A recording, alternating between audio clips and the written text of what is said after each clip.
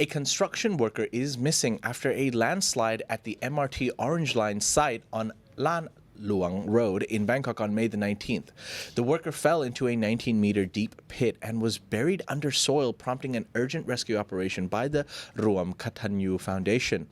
The incident occurred at the future Lan Luang MRT station, part of a project expected to be completed by 2030. Officials from the Mass Rapid Transit Authority have pledged a full investigation while maintaining that safety protocols were in place. Wonder how it happened.